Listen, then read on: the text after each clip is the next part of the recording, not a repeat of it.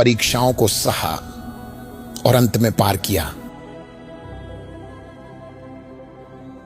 यही वह समय था जब वह बढ़ा और गवर्नर की रैंकिंग तक पहुंच गया।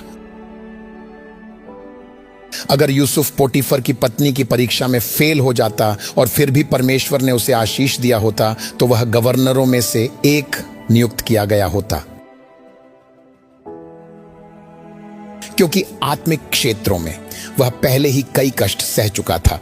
कुएं में डाला जाना, गुलामी, फिर भी उसने विश्वास और धैर्य बनाए रखा और हर दर्द में वह रैंक में ऊंचा उठता गया। इसलिए जब मुझ पर हमला होता है तो मुझे फर्क नहीं पड़ता।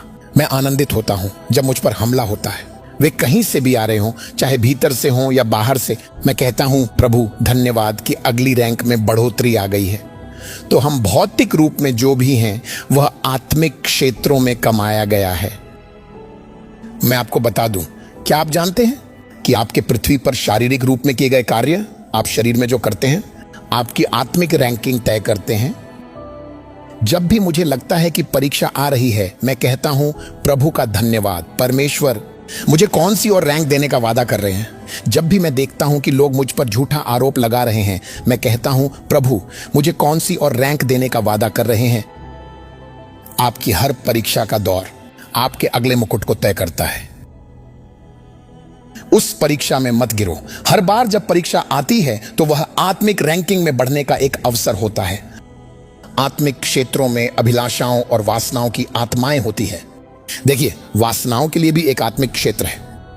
एक आत्मिक वासना होती है और एक शारीरिक वासना होती है। ये दोनों आत्माएं होती हैं। वासना एक ऊर्जा है, एनर्जी है, ये क्षमताएं हैं। वे शक्तियों के क्षेत्र में ही होती हैं।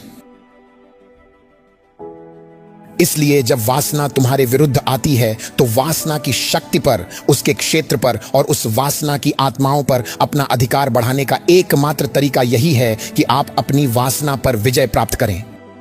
तो जब तुम वासनाओं के आत्मिक क्षेत्र में प्रकट होगे तब वे तुम्हारे सामने झुक जाएंगे। आप वासना के आत्मिक क्षेत्र में प्रकट नहीं हो सकते यदि आपने व्यभिचार किया है। आपको लगता है वे आपका सम्मान करेंगे? व्यभिचार से उत्पन्न हर बीमारी, व्यभिचार से उत्पन्न हर आत्मा जो बीमारियों और कष्टों के रूप में आती है, आपको उसे निकालने का कोई अधिकार नहीं है, क्योंकि आप स्वयं व्यभिचारी हैं।